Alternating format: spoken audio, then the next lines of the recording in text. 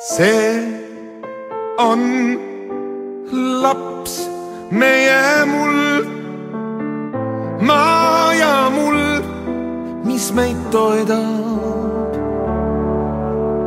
koduks, kodumaaks. Kutsume seda kohta, on meil peenar või talu siin, aed, põld või maa.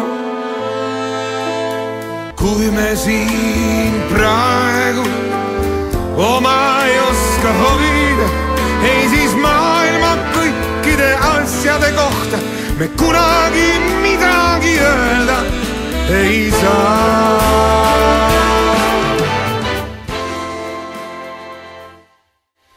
Tere sõbrad! Täna ma räägin teile loo Pöialliisist, kuid alustan kohast, kus hiireemand oli põrnika noormehe poolt hüljatud tüdruku külmade tulekul oma maa-alusesse urgu varjule viinud. Pöialliisi hoidis põldhiire elamist korras ja pikkadel talveõhtutel jutustas talle muinasjutte. Ühel päeval külastas neid jõukas ja pime naabrimees Mutionu.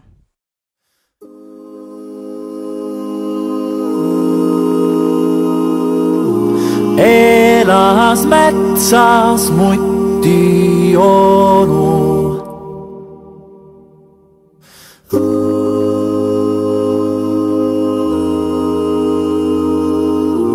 Keset kuski noori vanu. Kavak põsa juure all, eluruum tal sügaval. Kavak põsa juure all, eluruum tal sügaval. Mutile hakkas kaunis ja tragi neiu kohe meeldima. Hiireemandalegi meeldis mõte Pöialliisi Mutile mehele panna. Mutionu kutsus mõlemad oma maa-alustesse valdustesse jalutuskäigule.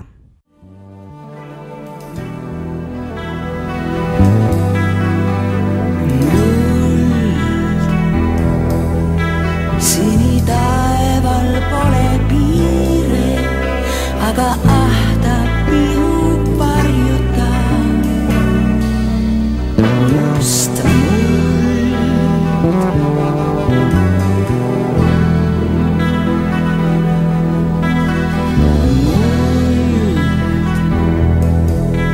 aina vaatan ainsat peotäit, mida veel mu veri soojendab.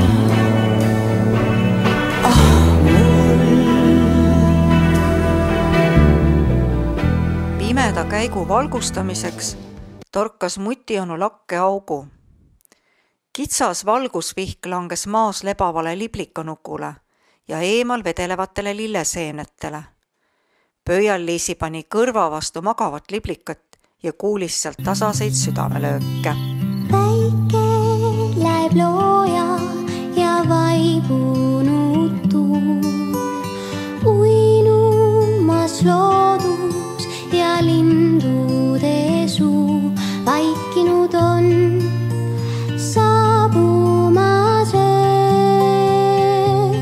vaikinud on saabumas öö. Käik lõppes uhke saaliga, mis sädeles kristallidest. Tagasi teel põigati läbi Mutionu toidulaost. Sahvris luku taga viibis üksik rasvane vihmauss. Õnnetult vingerdas ta oma vangikongis.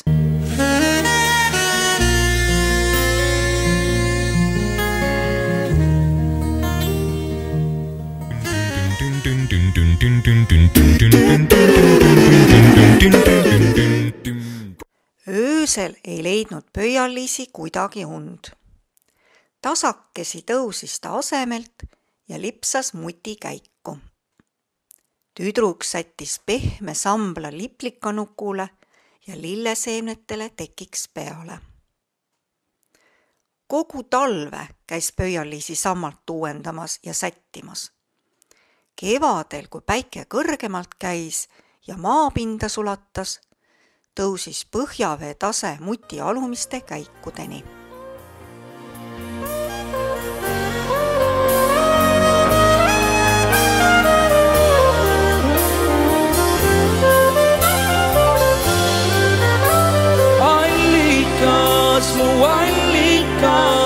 kuidas leiad teed voolata. Tahan sinuga rännata. Allikas, mu allikas, võta kaasa mind, seda igatseb minu hind. läbi punise metsa öö, kõik mis heliseb, ma löön. Nüüd hakkas Pöial-Liisi vett tassima ja lilleseemnete ümber olevat mulda niisutama. Hellast hoolitsusest idanesid lillede seemned ja neist kasvasid kenad lilled.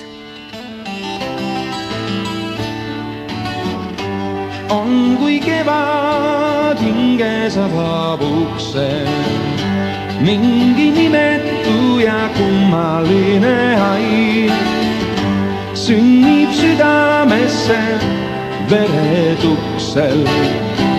Õrn ja habras lapsepõlvetaid virgub, sirgub, lähed sinust läbi.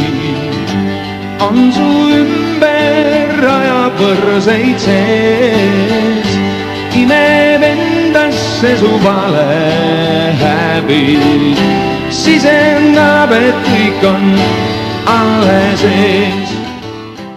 Kuid lillede nägemine äratas Pöial-Liisis mälestuse päikesepaistest, linnulaulust ja lillelõhnast. Kurvastusega mõtles ta sellele, et peab ülejäänud elu pimedas ja niiskes mutiurus mööda saatma. Mis maa see on? Siin pole ühtki mäge, vaid metsad lõputud ja laugasood, kuid siinne rahvas täis on imeväge ja kummalised nende laululad. Mis maa see on, kus öö sööb ära päeva, siis jälle päev on nõnda pikk, et neelab öö.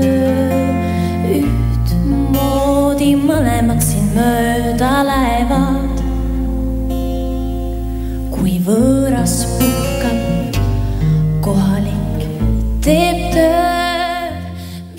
Kord, kui mutionu jälle hiireurgu külastas, et Pöial-Liisi jutustatud muinasjuttu kuulata, jäid hiireideke ja mutt tukkuma. Tüdrukuke napsas muti vöö vahelt sahvrivõtme ja tõttas vihmaossi vangistusest päästma. Vaene vihmaoss oli pääsemise üle õnnelik ja keelitas Pöial-Liisitki põgenema. Seltsis liikusid nad ülemiste käikude poole, hiireurust kaugemale. Liblikanuku juurest nad peatusid. Äkitselt toimus imeline muundumine, sest hallist kestast sirutus kaunis liblikas.